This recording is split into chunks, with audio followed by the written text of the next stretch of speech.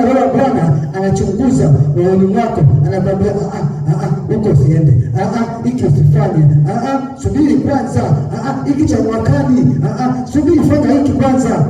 Anachunguza nia ya mioyo yetu. Bwana apewe sifa. Ndio.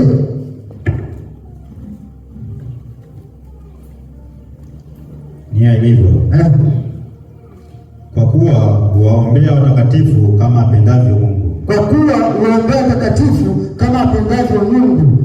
Roho Mtakatifu yeye kazi yake ni kuchunguza nia, na anaombea watakatifu kama apendavyo Mungu. Sio kwamba anaomba kama nipendavyo mimi, hapana. Aombi kama upendavyo wewe, anaomba kama apendavyo Mungu.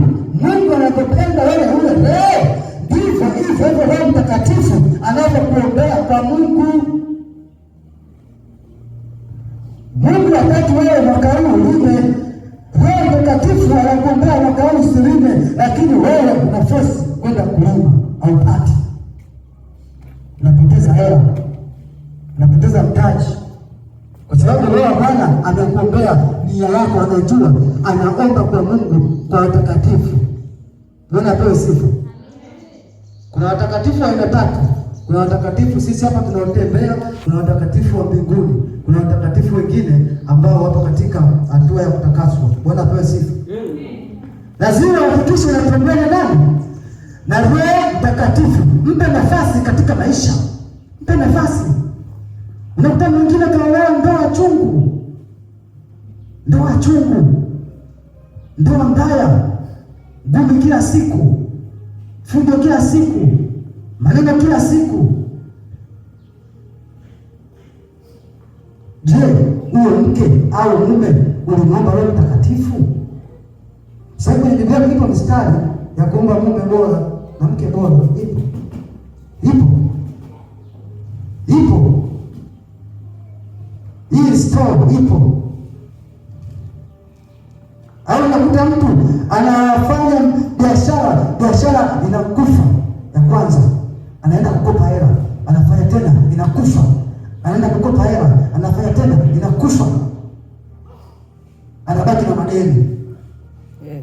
Anabaki na madeni. Kinachofuata nini? Msongo wa mawazo, vidonda vya tumbo, pressure, kisukari, TB,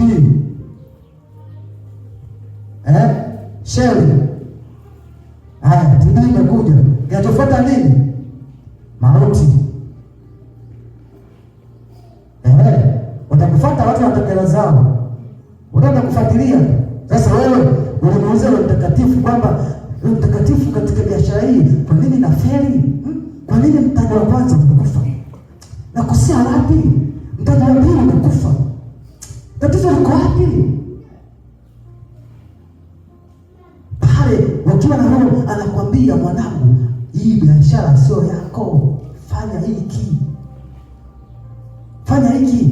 Wale wachawi wenyewe wanapoenda kuoga au mchawi anapoenda kufanya biashara, afanye kichwa, afanye kitoto, anaenda mtaalamu kwenye mazingira yake, anamwambia niangalizie nifanye biashara gani mwaka huu, biashara gani inaendana na mimi mwaka huu. Mganga, hebu nipe ripoti. Mganga anamwambia tawile, mimi leo na kuangalizia wewe unatakiwa uuze karanga mwaka huu, karanga tu za 100, za 500. Na anazingatia, akija akiuza karanga utamkuta anastawi, anapendeza, anajenga, anafanya maisha yake, familia yake vizuri, lakini anauza nini? Karanga. Mtaji wake ni shilingi 1000 ngapi? Tutaji shilingi ngapi? Mtaji wa karanga shilingi ngapi za kufunga hizo za 100? Shilingi ngapi? 2000. 5000, 2000, 7000. Kuni anaokota, anaweka pale, anaweka mchanga, anageuza, anafunga, anatembeza. Jioni kikapu cha karanga kimeisha. Kwa nini inafanikiwa?